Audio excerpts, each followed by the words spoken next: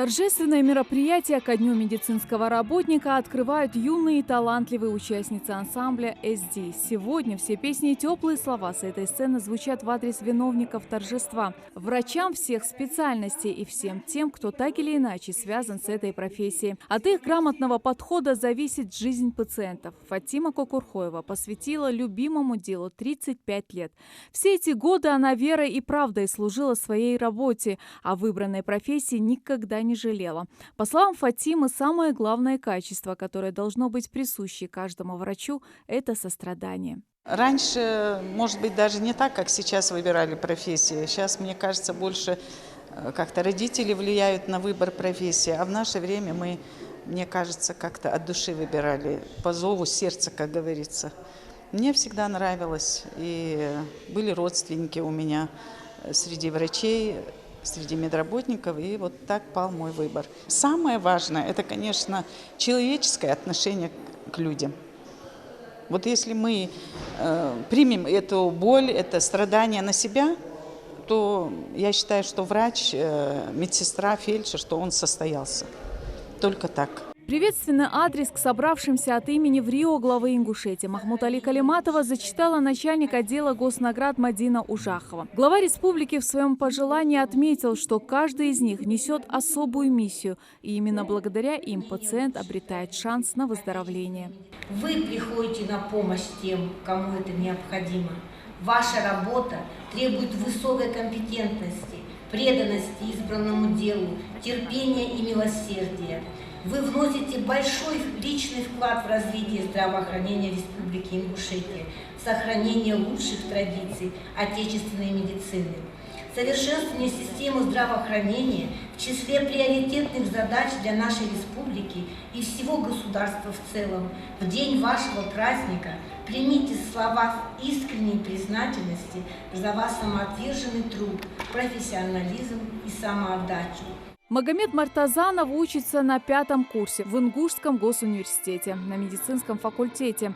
Молодому человеку определиться с будущей профессией помогли родственники. Сейчас он работает в детской республиканской клинической больнице медбратом. В целом не так-то сложно, как кажется.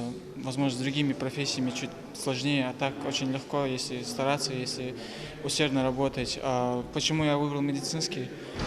Не знаю, как-то детская мечта, что ли, ну и способствовали выбору этого направления родственники. Собственно, поэтому я выбрал именно детскую реанимацию. Я выбрал, потому что мне нравится работать с детьми.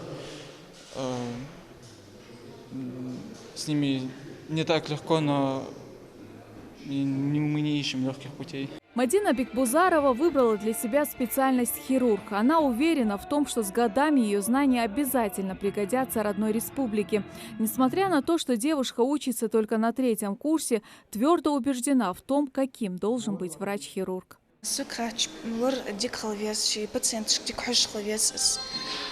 Бог выбрать были ответственно пройти дидес. Это Бог бигжбишь, Бог батер. Почетными грамотами сегодня награждают отличившихся врачей. Среди них и Умар Газгиреев, гордость нейрохирургии республики.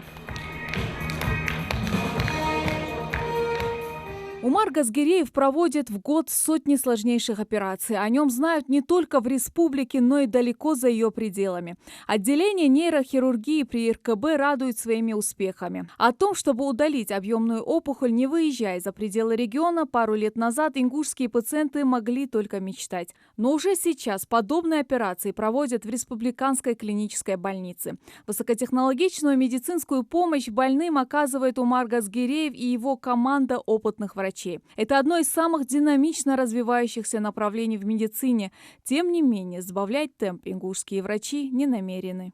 У нас выполняется очень сложный спектр нейрохирургических вмешательств. Это как на голове, так и на спинном мозге, на периферической нервной системе. В этом году, то есть с начала года, нами прооперировано по высоким технологиям 275 операций. У нас планка была на год 250 операций, мы за полгода сделали уже 275 операций. Мы этому не радуемся, потому что больных много, к сожалению. Ну, лечить их надо.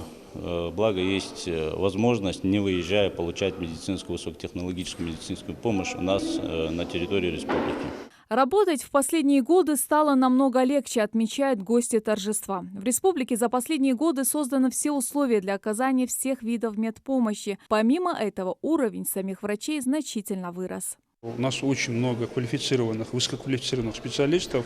Это мы можем наблюдать, потому что у нас сейчас выстроена, в принципе, трехступенчатая система оказания медицинской помощи. Функционирует очень много ряд, скажу, таких хороших, качественных медицинских учреждений. И у населения появилась реальная возможность здесь получать качественную медицинскую помощь. Сердце медицинского работника должно быть горячим. Оно должно сопереживать больным.